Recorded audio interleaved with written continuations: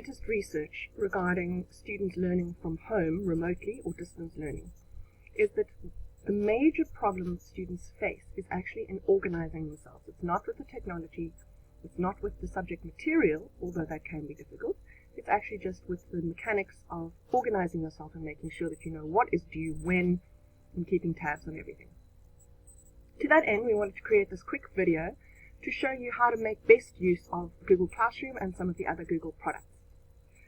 So you've logged into Google Classroom, and this is your dashboard with your class that you can see there. You may or may not be aware that if you click on the three stripes, there is a to-do feature. When you click on the to-do button, it will show you all of your classes, the missing work that you've got, or you can select a particular class. In this case, because I'm only a member of one class, that one class will show up, and shows you the due dates for each activity. When you've gone into a particular activity and you have submitted your work, you can mark it as done, or you can add material to it. If you're going to add material to it, you can select from your Google Drive where your work is being kept. So if you're working on a Google Doc, putting your answers for a textbook question or something like that in there, you can then just upload that doc. If you've got an ordinary Microsoft document or a spreadsheet or whatever, you can add that. If you've created a video or a little vlog that you want to upload from YouTube, you can just put the link in there. Alternatively, you can start a new document. So if you want to, let's say that this particular activity required us to do some answers or some typing, write a paragraph, whatever it might be, I could create a new document directly from here and put the work into that. Once that's complete, remember to mark as done. Once you've marked it as done, if we go back to that to-do tab, you'll see up at the top you've got to do and done. And if I click on the done tab, it shows me the work that I've handed in already. If I now want to unsubmit because it's not correct, or I want to add something to it, I can then click unsubmit. And it will then allow me to continue to add or edit the documents that already are there. So this to-do feature is a handy way of keeping track for each class of what you've got and what's going on. Alternatively, for those of you who like checklists where you can keep tabs of things, you may have noticed that when you sign into Google to your mail, on the right-hand side you have a tab here with Google Tasks, Google Keep, and Google Calendar. Those are shortcuts to those little apps, or applets.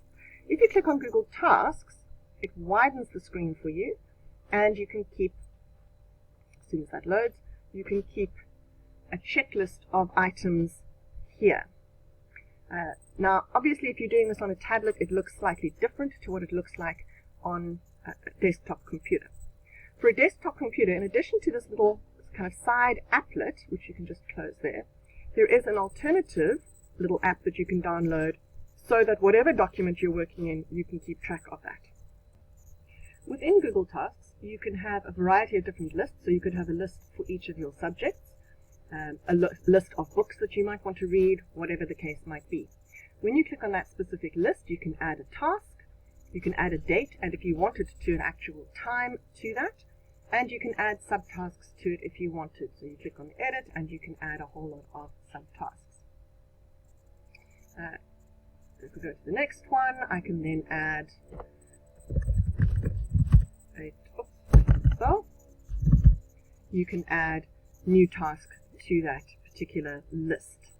Alternatively, you could have a single list with each of your subjects as a separate item, and the subtasks on that would be the specific pieces of work that you need to complete.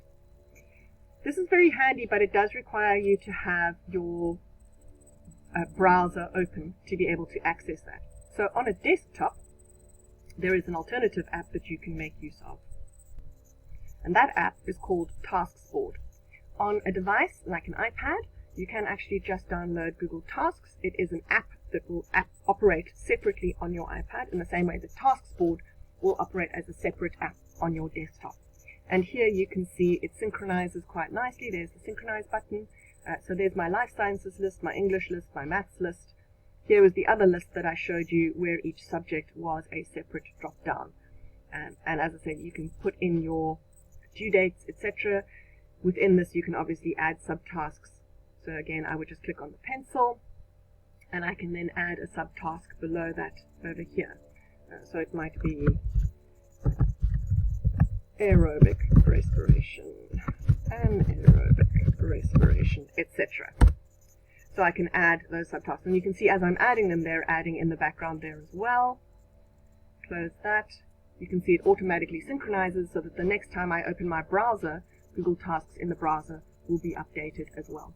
So if you don't want to just keep track of things in Google Classroom using the to-do page, you could use a little app like this, Taskboard, or your Google Tasks in your browser to keep track of what needs to be done when.